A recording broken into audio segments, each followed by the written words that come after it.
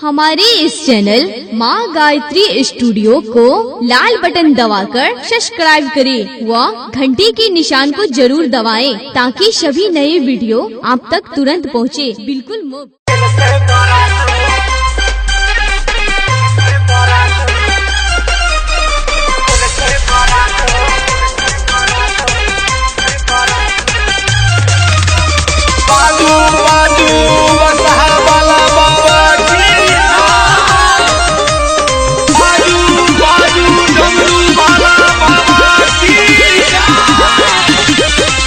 पूरा नगर में ई जाने छे बात हो, भोला जी लौटल छे बारात हो।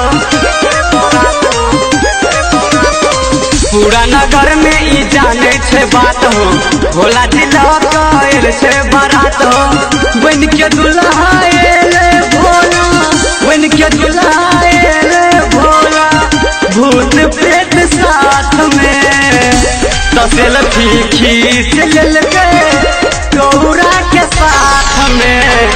भोला जी बारात में ना तो सेल्फी खींच लेलके गौरा के साथ में। भोला जी बारात में ना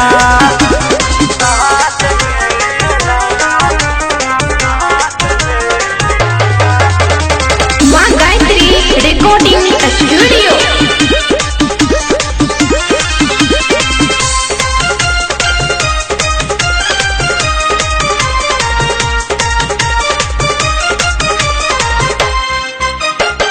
देश विदेश से राजा सब एले देखला बियाह हो। शिव के देख के पूरा नगरी भ गेले तबाह हो। देश विदेश से राजा सब एले देखला बियाह हो। शिव के देख के पूरा नगरी भ गेले तबाह हो। कोना के रहते भोला के संगे, कोना के रहते भोला के संगे गौरा ससुराल में तो सेल्फी खींच लेलके गौरा के साथ में। भोला जी बारात में ना तो सेल्फी खींच लेलके गौरा के साथ में। भोला जी बारात में ना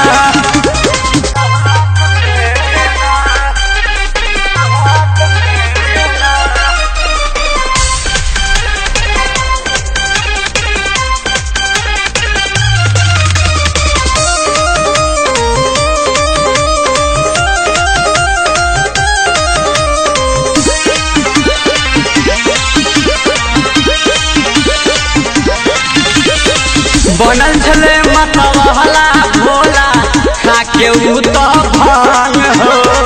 सब गजेरी कहे छे तैयो पूजे छे चारो धाम हो। बनल छले मतवाला भोला खाके उ तो भांग हो। सब गजेरी कहे छे तैयो पूजे छे चारो धाम हो। साप के माला मिर्ग के छाला, साप के माला मिर्ग के छाला, डमरू छेले हाथ में तो सेल्फी खींच लेलके गौरा के साथ में। भोला जी बारात में ना तो सेल्फी खींच लेलके गौरा के साथ में। भोला जी बारात में ना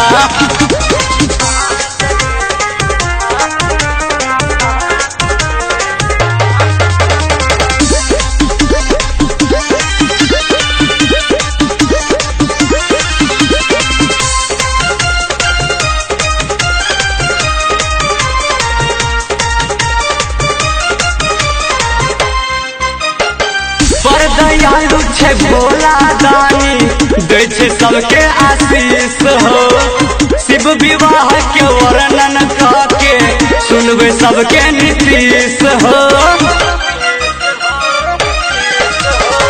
बर दयालु छे भोला दानी दे छे सबके आशीष हो। शिव विवाह के वर्णन करके सुनबे सबके नीतीश हो।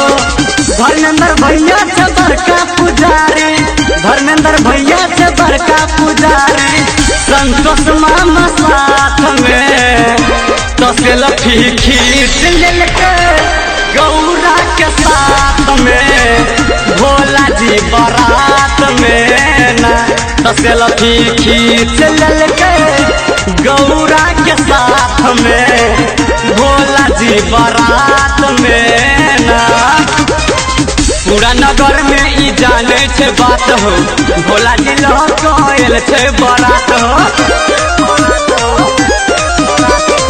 पूरा नगर में ई जाने छे बात हो, भोला जी लौकल छे बारात हो। बन के दुल्हा एले भोला, बन के दुल्हा एले भोला, भूत प्रेत साथ में तो सेल्फी खींच लेलके गौरा के साथ में, भोला जी बारात में ना तो सेल्फी खींच लेलके गौरा के साथ में, भोला जी बारात